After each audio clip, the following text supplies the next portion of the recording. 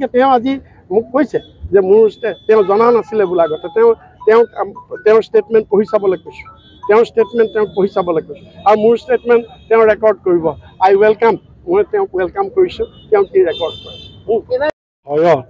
যেনেকৈ কংসই কৃষ্ণৰ ভয়ত য'তে ত'তে কৃষ্ণ দেখিছিলে ঠিক তেনেকুৱা হৈছে যে মুখ্যমন্ত্ৰীয়ে গৌৰৱ গগৈৰ ভয়ত এতিয়া য'তে ত'তে তেওঁ কেৱল গৌৰৱ গগৈৰ ভোটেই দেখে তেওঁ মানসিক ভাৰসাম্য আৰু হেৰুৱাটো স্বাভাৱিক কাৰণ যিজন মুখ্যমন্ত্ৰীয়ে নিজে কয় মই বলিয়া কুকুৰ মোক নোজোকাবা মই কামুৰি দিম মই বলিয়া কুকুৰ এজন সুস্থ মানুহে কেতিয়াও নিজকে বলিয়া কুকুৰ বুলি ক'ব নোৱাৰে যিজন মুখ্যমন্ত্ৰী মই আহিম কথা যিজন মুখ্যমন্ত্ৰীয়ে কৈছে কেঞ্চাৰ পাপ কৰিলে কেঞ্চাৰ হয় গতিকে তেওঁ যিজন মুখ্যমন্ত্ৰীয়ে ক'লে যে অসমৰ মহিলাই চৰিত্ৰ বন্ধকত থৈ চাকৰি লয় গতিকে এইজন মুখ্যমন্ত্ৰীৰ পৰা কি তেওঁ কালি মই কোৱা কথা তেওঁ হৈছে ডাইভাৰ্চন পলিটিক্স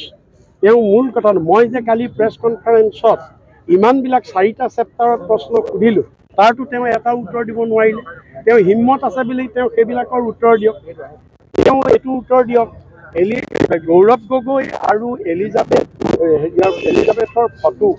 পাৰ্লিয়ামেণ্টৰ সন্মুখৰ ফটো আটাৰী বৰ্ডত নি এডিট কৰিছিল তাৰ জবাবটো তেওঁ দিয়ক তেওঁ সেইটোতো দিব পৰা নাই দ্বিতীয়তে তেওঁ যে পাকিস্তান এম্বেচি যে গৌৰৱ গগৈ লেকচাৰ প্ৰগ্ৰেমত গৈছিলে তাত সেই বেকড্ৰপখন যে তেওঁ মেনিপুলেট কৰি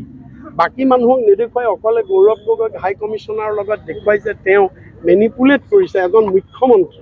ইমান 420 কাৰবাৰলৈ গৈছে সেইবিলাকৰ তেওঁ উত্তৰ দিব পৰা নাই মই কি কৈছোঁ মোৰ আপুনি কাইলৈ মোৰ গোটেই বাইট চাওক আপোনালোকে খুলি চাওক আৰু মুখ্যমন্ত্ৰীকো মই চাবলৈ কৈছোঁ তেওঁ চাইছেনে নাই মই নাজানো ভাৰসাম্য নাথাকিলে হয়তো চাব নোৱাৰিব পাৰে মই কৈছোঁ প্ৰথম মুখ্যমন্ত্ৰীয়ে কৈছিল যে গৌৰৱ গগৈৰ পত্নীয়ে পাকিস্তানত NGO কাম কৰে পাকিস্তান চৰকাৰৰ পৰা দৰমহা লৈছে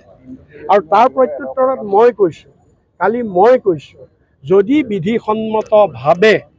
ল অফ দি কাণ্ট্ৰি যদি আইনসংগতভাৱে যদি তাত তেওঁ চাকৰি কৰি দৰমহা লৈছে সেইটো কোনো তাত ক'বলগীয়া একো নাই কাৰণ কিয় যে ভাৰতৰ বহুত মানুহ